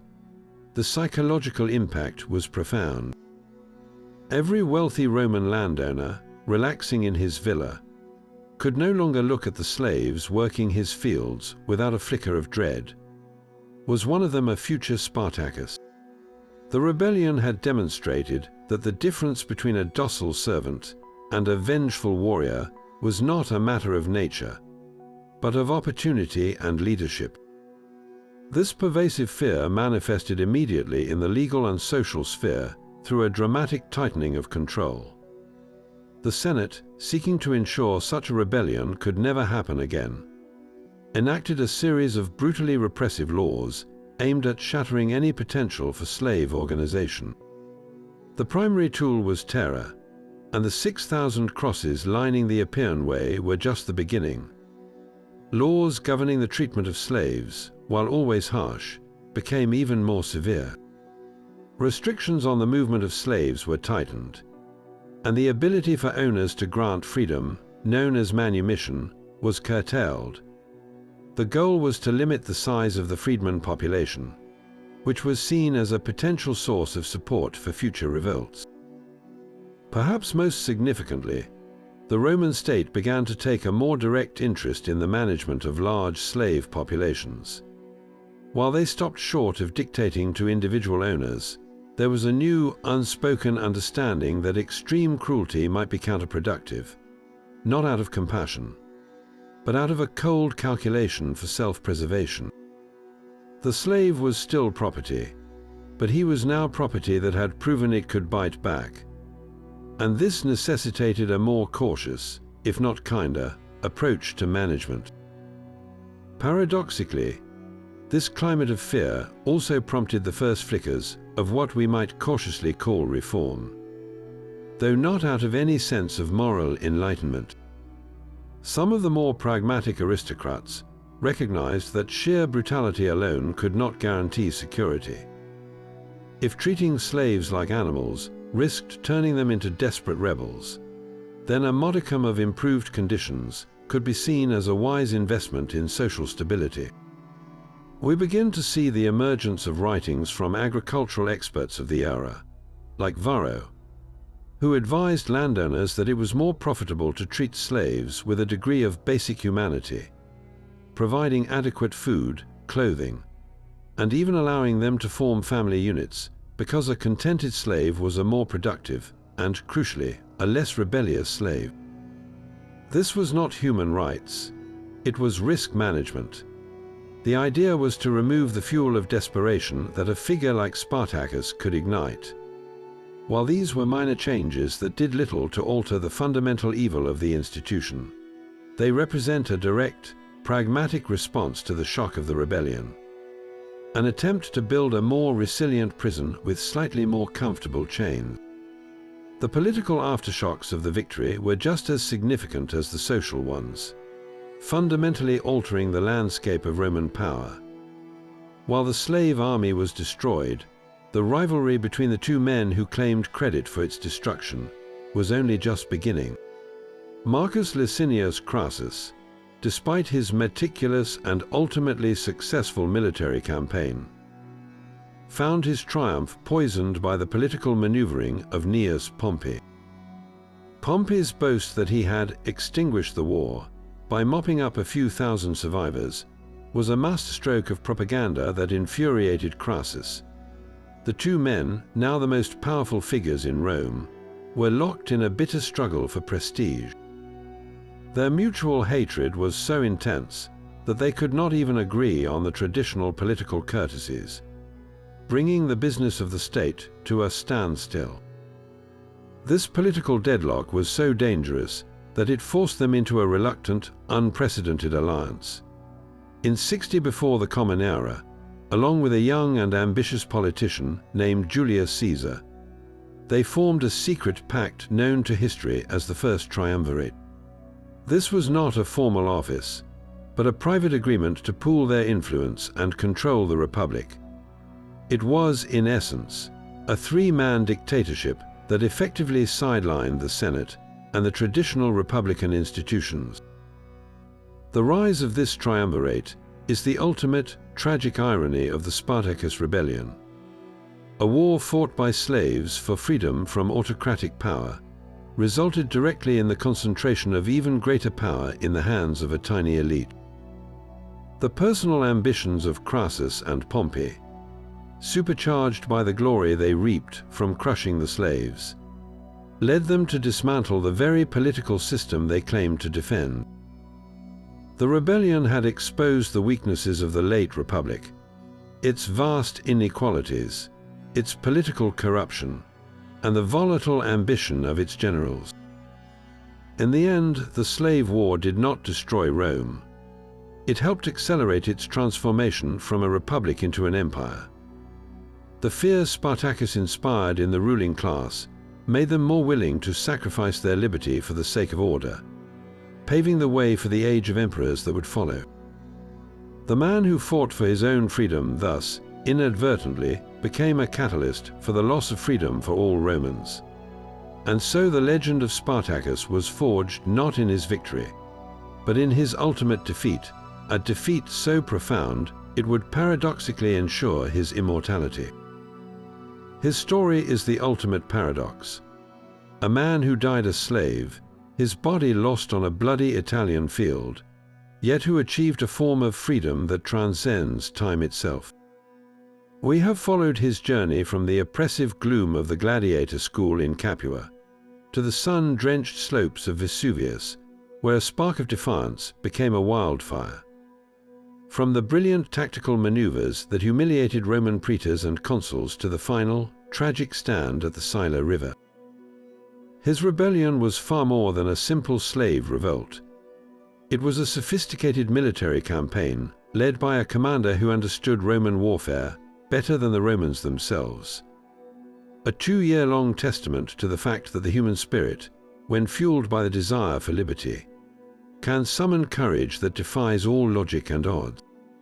But why has this story, among countless other uprisings, resonated so powerfully for over 2 millennia? Why does the name Spartacus echo when so many other freedom fighters have faded into history?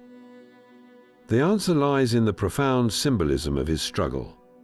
Spartacus represents the pure, universal cry for dignity against overwhelming oppression. He was not fighting for territory, for a throne, or for religious dogma. He was fighting for the most basic human right, to own one's own life. This purity of purpose makes his story endlessly adaptable. A blank canvas upon which every generation and every oppressed group can project its own aspirations. For the enslaved peoples of the 18th and 19th centuries, he was a beacon. For revolutionaries like Karl Marx, who called him a great general and a noble character, he embodied the proletariat's struggle against the capitalist class, a precursor to the class warfare that would define modern history. His rebellion was seen not as a random act of violence, but as an inevitable explosion of an unjust system, a warning to every ruling elite that there is a limit to human subjugation. In the 20th century, his legend found new life in film and popular culture, most famously in Stanley Kubrick's epic, where Kirk Douglas's portrayal cemented the image of the heroic gladiator in the modern imagination. Yet, even these powerful films often simplify the man, focusing on the muscle and the might while overlooking his true genius, his strategic mind. The real Spartacus was not just a strongman. He was a political and military thinker who understood the power of unity among diverse peoples and the importance of a clear strategic goal. This complexity is what makes him so compelling. He was both a man of the people and a brilliant commander, a combination that is rare in history. Today, the spirit of Spartacus is invoked by movements fighting for social justice, workers' rights, and liberation from tyranny across the globe. His name is a shorthand for resistance, a reminder that even the most entrenched powers are vulnerable when faced with collective, determined courage. His legacy is a double-edged sword. It is a story of breathtaking hope, proving that ordinary people can achieve the extraordinary, but it is also a story of tragic realism, reminding us that the path to freedom is often paved with sacrifice, and that the forces of the status quo are relentless and ruthless. The 6,000 crosses along the Appian Way stand as a permanent testament to the price of defiance. Yet the fact that we remember Spartacus, and not the men who crucified him, is the ultimate victory. The Roman Republic is dust, its emperors long gone, but the slave who dared to say no lives on. His story endures because it speaks to a fundamental truth about our world. Systems of power may seem permanent, but they are always ultimately dependent on the consent of the governed. And when that consent is withdrawn, even by a handful of gladiators in a school in Capua, history can be changed forever. Thank you for joining me on this journey into one of history's most gripping sagas. I would love to hear your thoughts. What aspect of Spartacus's story resonates most with you? Share your reflections in the comments below.